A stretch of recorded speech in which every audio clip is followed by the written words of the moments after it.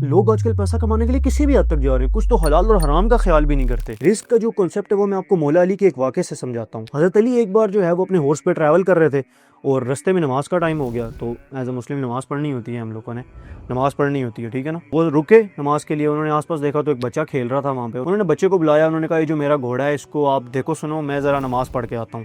وہ نماز پڑھنے اندر چلے گئے، تو وہ جب نماز پڑھ کے باہر آئے انہوں نے دیکھا تو آگے ان کا جو ہے صرف گھوڑا کھڑا ہوا تھا اور جو اس کی سیڈل تھی وہ غائب تھی۔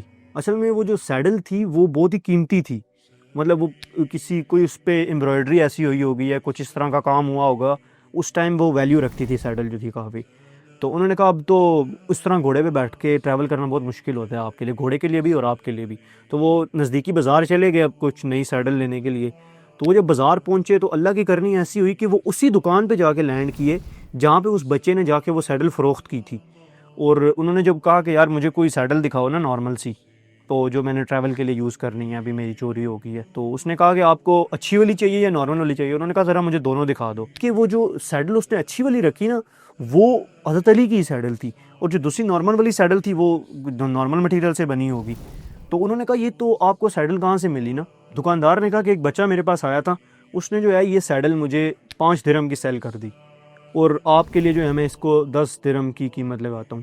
اب حضرت علی نے جو ہے وہ دکاندار کو سارا واقعہ سنایا، اور یہاں پہ جو ہے انہوں نے اتنی خوبصورت بات کی، انہوں نے اس دکاندار کو کہا کہ جب میں نماز کے لیے اندر جا رہا تھا بچے کو بول کے کہ آپ میرے گھوڑے کی جو ہے وہ پروٹیکشن کرنا، تو اس ٹائم میرے دماغ میں یہ چیز آ رہی تھی کہ یار میں جو ہوں نا وہ اس بچے کو جب باہر واپس آؤں گا نا 5 جو ہے وہ درہم کا انعام دوں گا۔ اب اللہ تعالیٰ نے اس کے نصیب میں یہ چیز لکھی ہوئی تھی کہ اب اس کے نصیب میں 5 درہم لکھے ہوئے ہیں، لیکن اس نے جو پاتھ وے اس کے لیے چوز کیا وہ حرام کا رستہ اختیار کیا اس نے۔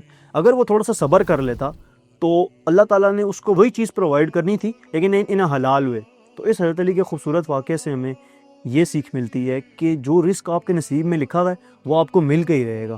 اس کے لیے آپ کو کرنا کیا ہے؟ اس کے لیے آپ کو صبر کرنا ہے اور اپنی ایفرٹ دینی ہے اور اللہ سے دعا کرنی ہے۔ ایک اور جو ہے وہ میری نظر سے ایک کوٹ گزرا کہ 2 جو ایسی چیزیں ہیں نا وہ آپ کو آپ کے ٹائم پہ مل کے رہتی ہیں جس ٹائم پہ وہ لکھی ہوتی ہیں، پہلا رزق اور دوسرا ڈیتھ۔